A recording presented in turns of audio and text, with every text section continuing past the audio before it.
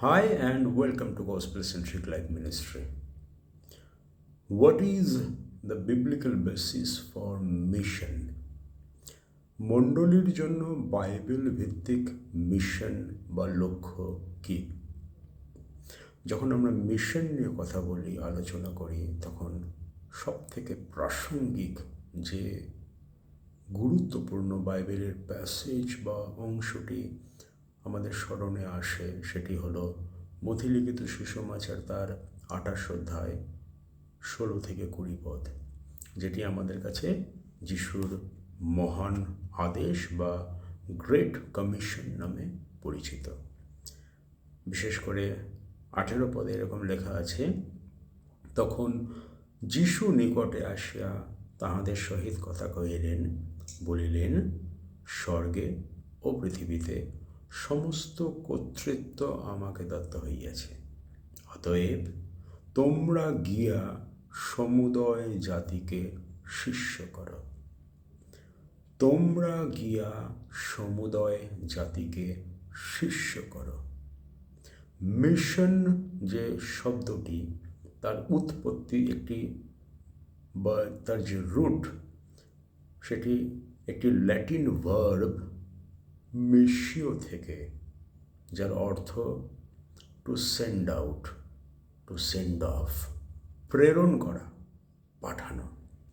অর্থাৎ মিশন অর্থে একটি সেন্ডিং প্রোগ্রামকে বোঝায়। কাউকে পাঠানো, কাউকে প্রেরণ করাই মিশন।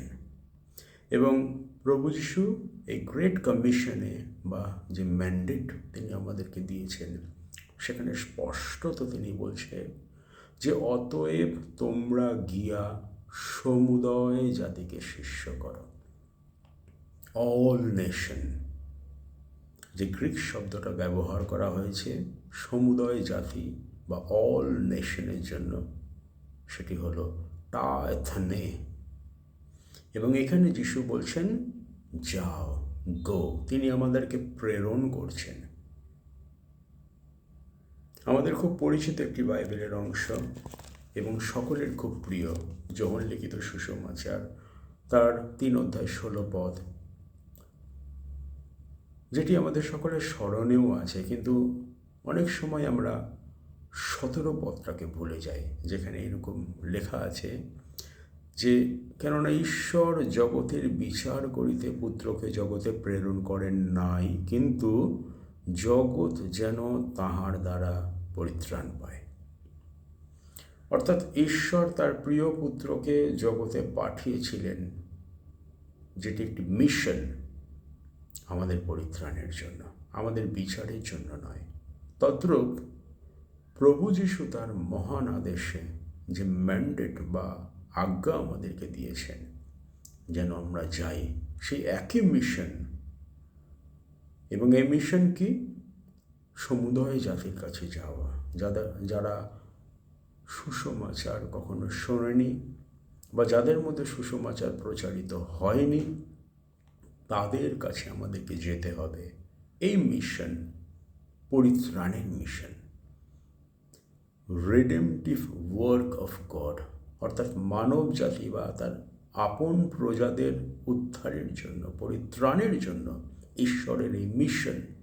আর এটা মণ্ডলীর মিশন, কারণ ঈশ্বরের সকল পরিকল্পনার কেন্দ্রে মণ্ডলী। এবং প্রভু যিশুর হাই প্রিস্টলি যে প্রেয়ার, যেটা যোহন লিখিত সুসমাচার তার 17 অধ্যায় আমরা পাই, সেখানে যে হেডলাইন যদি আপনারা দেখেন, শিষ্যদের জন্য যিশুর প্রার্থনা, সেখানে 8 পদের দিকে যদি আমরা চোখ রাখি, সেখানে এরকম লেখা আছে, কেননা তুমি আমাকে যে সকল বাক্য দিয়াছ তাহা আমি তাহাদিগকে দিয়াছি, আর তাহারা গ্রহণও করিয়াছে এবং সত্যই জানিয়াছে যে আমি তোমার নিকট হইতে বাহির হইয়া আসিয়াছি, এবং বিশ্বাস করিয়াছে যে তুমি আমাকে প্রেরণ করিয়াছ। ঈশ্বর তার প্রিয় পুত্রকে, খ্রিস্টকে আমাদের জন্য প্রেরণ করিয়েছিলেন। ইট ওয়াজ আ সেন্ডিং প্রোগ্রাম, শুধু 8 পদ নয়, আমরা যদি 17 পদের দিকেও চোখ রাখি, সেখানেও এরকম লেখা রয়েছে। 18 পদ, যোহন 17 অধ্যায় 18 পদ, তুমি যেমন আমাকে জগতে প্রেরণ করিয়াছ, তদ্রূপ আমিও তাহাদিগকে জগতে প্রেরণ করিয়াছি। যে মিশন ঈশ্বর তার পুত্রকে দিয়েছিলেন, যে মিশন প্রভু যীশু তিনি গ্রহণ করেছিলেন, যে মিশনকে তিনি অ্যাকমপ্লিশ করেছিলেন তার জীবন এবং মৃত্যু দিয়ে, সেই একই মিশনের জন্য একই সেন্ডিং প্রোগ্রামে তিনি আমাদেরকে আদেশ দিয়েছেন, কমিশন করেছেন, মহান আদেশ, আমাদেরকে প্রেরণ করেছেন। এবং তাই মণ্ডলীর জন্য সবথেকে মহান আদেশ বা সবথেকে বড় দর্শন, লক্ষ্য যেন সমুদয় জাতির কাছে, যাদের মধ্যে সুসমাচার প্রচারিত হয়নি, যারা পরিত্রাণের স্বাদ পায়নি, এই মিশনকে আমাদের লক্ষ্য, আমাদের উদ্দেশ্য বিবেচনা করে এই মিশনে আমাদেরকে অংশগ্রহণ করতে হবে, আমাদেরকে যেতে হবে। ঠিক যেভাবে ঈশ্বর আব্রাহামকে বলেছিলেন, তুমি তোমার জ্ঞাতি, কুটুম্ব, আত্মীয় পরিজন, নিজস্ব দেশ বাড়ি ছেড়ে আমি যে দেশ তোমাকে দেখাই, এই কলদীয়দের দেশ ছেড়ে যেখানে আমি পাঠাই সেখানে তুমি যাও। এবং আব্রাহামকে ঈশ্বর প্রেরণ করেছিলেন। It was a sending program, a mission. Abraham গিয়েছিলেন। ঠিক যেভাবে ঈশ্বর মোশিকে প্রেরণ করেছিলেন যে তুমি ফরৌনের কাছে যাও, বলো আমার প্রজাদেরকে যেন স্বাধীন করে দেয়, ছেড়ে দেয়। ডেলিভারার হিসাবে তিনি তাকে প্রেরণ করেছিলেন। It was a mission, sending programme. ঠিক সেইভাবেই প্রভু যীশুও একই মিশন নিয়ে পৃথিবীতে এসেছিলেন এবং আমাদেরকে তিনি পবিত্র আত্মার অ্যানয়েন্টিং দিয়েছেন।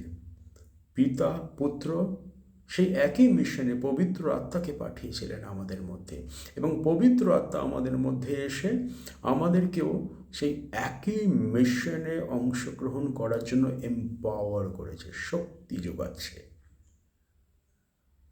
তাই মিশন মণ্ডলীর জন্য এটাই যে আমাদেরকে যেতে হবে।